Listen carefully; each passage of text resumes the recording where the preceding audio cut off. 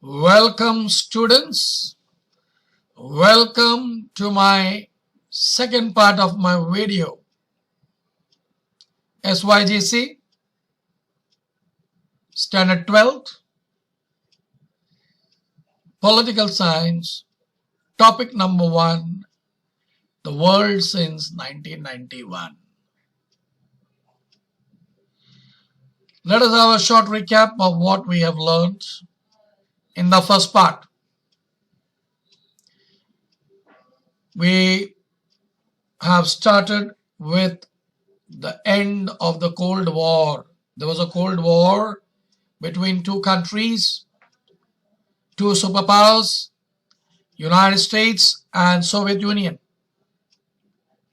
There was the end of the Cold War, thus led to unipolarity, the dominance of one country. And we spoke about United States of America, who used soft power to rule the world. Then we spoke about human rights and how in this modern world the human rights are violated. We spoke about terrorism and how terrorism has been deep-rooted in society. We spoke about multipolarity and regionalism. And at the end, we spoke about the end of the Cold War and the new states came into existence. We also spoke about the unipolar world, which is dominated by United States of America, how America intervenes in various situations and how they give verdict to the world. And last but not the least, we spoke about human rights. Now we will see in detail about human rights and humanitarian intervention. When I speak about human rights, we all know every person in this world who has taken birth has got certain rights. Right to education, right to get employment, right to equality, right against exploitation, and various rights. Now, my dear students, here we will see the process of disintegration of the states and the creation of new states was not always powerful or peaceful. In Yugoslavia, for example, there was a lot of bloodshed in Bosnia and Herzegovina between different ethnic groups. Conflicts occurred in Chechnya, East Timor. It is in response to each of the situations the people started to be concerned about violation of human rights. And there was one organization which came into being to take care of violation of human rights. It is none other than United States or the United States or United Nations. I won't say United States, United Nation, which was an important global organization who intervened in the countries to prevent conflict from escalating. This was one of the main tasks of United Peacekeeping Force. In post-Cold War, United States or United Nations continued to intervene in the conflict situations to bring about peaceful resolutions of disputes.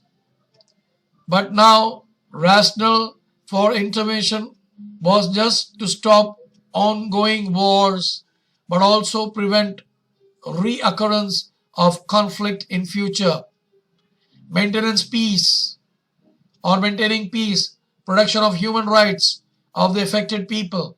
The United States intervened, or United Nations intervened in Cambodia, Somalia, Yugoslavia for this purpose.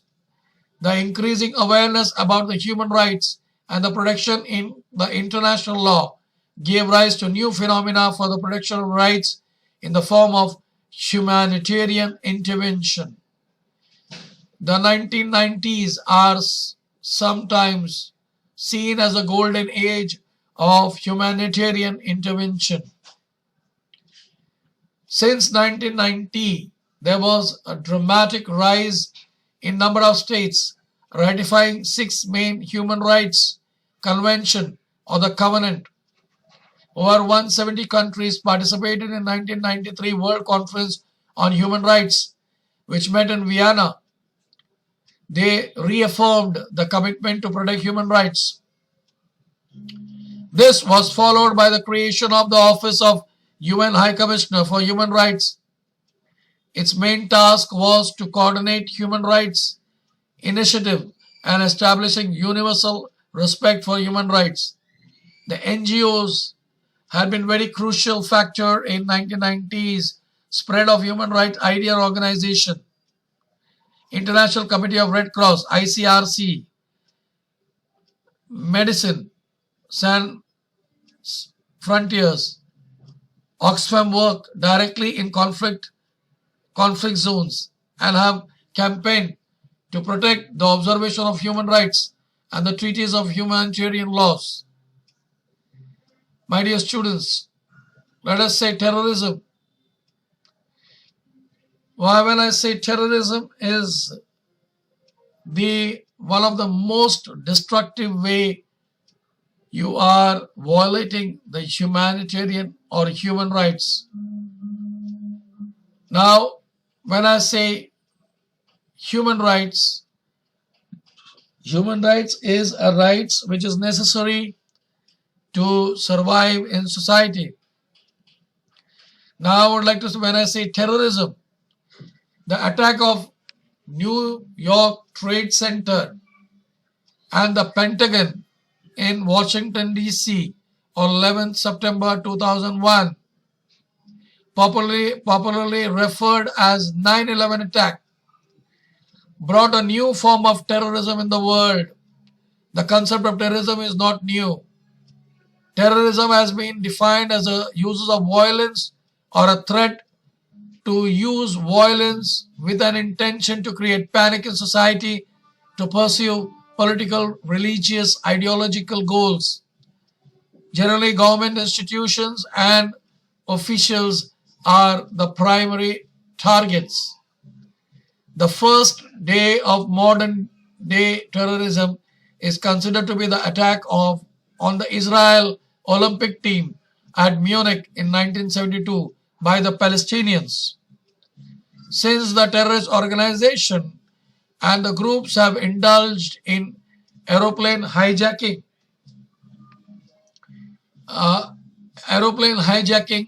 bombing, assassination of political leaders, traditional form of terrorism, mainly targeted institutions of the state, the terrorists usually fought for the rights of some specific group of people. The terrorist activity usually associated with separatist movements. Modern day terrorism is different in several ways. Terrorists today are not fighting for specific group or specific geographic area. The terrorists are now motivated, inflamed by the abstract religious ideology. The fight is for the abstract goal and the operation for global in nature. After 9/11 attack, similar attack took place in Bali 2002, Madrid 2004, London 2005, Mumbai 2008. Now, my dear students, here there are some quote I would like to mention. The war on terror is a military campaign launched by American President George W. Bush in response to 9/11 attack by Al Qaeda. The war terror includes the Afghanistan War 2001, the War of Iraq 2003, the US-led military offensive was supported by Britain, Turkey, Germany, Italy, Netherlands, and France and Poland.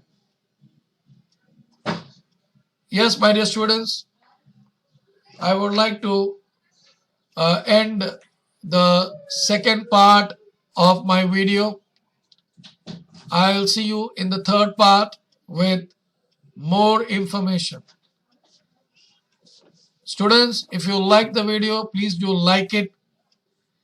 If you have not subscribed it, please subscribe it. And if people are not aware, others are not aware of this video, please do give this awareness and do spread it. Thank you, and I wish you all the best.